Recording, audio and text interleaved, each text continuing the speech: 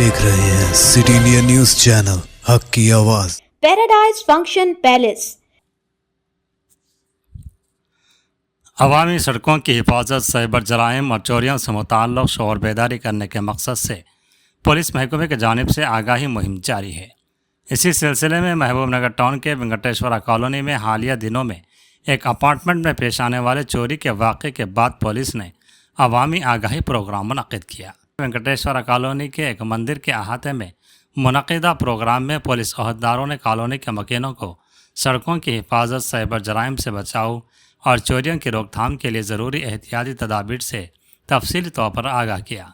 आवाम को मशवरा दिया गया कि वह घरों की हिफाजत को यकीनी बनाएं, साइबर फ्रॉड से मोहतात रहें और किसी भी मुश्तबह सरगर्मी की फौरी इत्तला पुलिस को दें। इस मौके पर डीएसपी वेंकटेश्वरलू और रूरल सीआई गांधी नायक मौजूद थे। पुलिस अहदेदारों ने कहा कि अवामी ताउन के बगैर जराइम की रोकथाम मुमकिन नहीं, लिहाजा शहरियों को चाहिए कि वह पुलिस के साथ भरपूर ताउन करें ताकि इलाके में अमन व अमान बरकरार रखा जा सके। सीए गारिकी ఇక్కడ ఉన్న పెద్దలందరికీ మహిళలకు కాలనీ వాసులందరికీ పిల్లలకు పెద్దలకు మా పోలీసు సిబ్బంది అందరికీ అయ్యగారులకు అందరికీ ముఖ్యంగా అంటే అందరూ డైలీ పేపర్లలో చదువుతున్నారు, సైబర్ క్రైమ్ నేరాలు జరుగుతున్నాయి. ఒకప్పుడు దొంగతనాలు అంటే ఇప్పుడు మా సిఐ గారు చెప్పిన దొంగతనాలు ఎక్కడి నుంచో వచ్చి మన ఇంటికాడికి వచ్చి మన ఇంట్లో ఉన్న బంగారం అంతా దోచుకొని పోయేవాళ్ళు. మనం లేని దృశ్యం లేకుండా ఉన్న మనల్ని కొట్టి తీసుకుపోయిన సందర్భాలు కూడా చాలా ఉన్నాయి.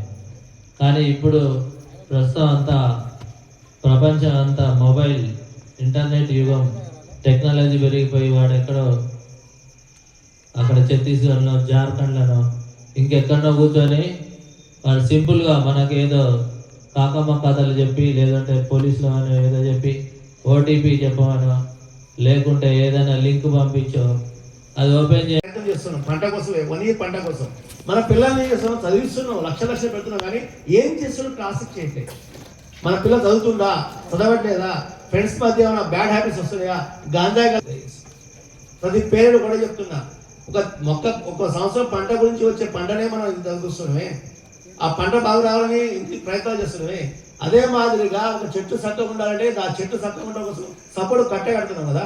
అదే మాదిరిగా మీరు కూడా మీ పిల్లలు ఏం చేస్తున్నారని ప్రతిసారి రెగ్యులర్గా వాళ్ళ సోషల్ మీడియా చెక్ చేయండి, వాళ్ళ వాట్సాప్ గ్రూపులు చెక్ చేయండి, వాళ్ళ ఫ్రెండ్ సర్కిల్లో మొత్తం చెక్ చేయండి.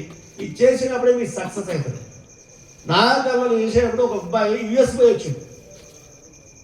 యుఎస్ పోయి వచ్చిన అబ్బాయి ఇంట్లో సూసైడ్ చేసుకో, ఒకటే కొడుకు. ఏం లాభం? ఎందుకు చనిపోయాడు తండ్రికి తెలియదు, తల్లికి తెలియదు.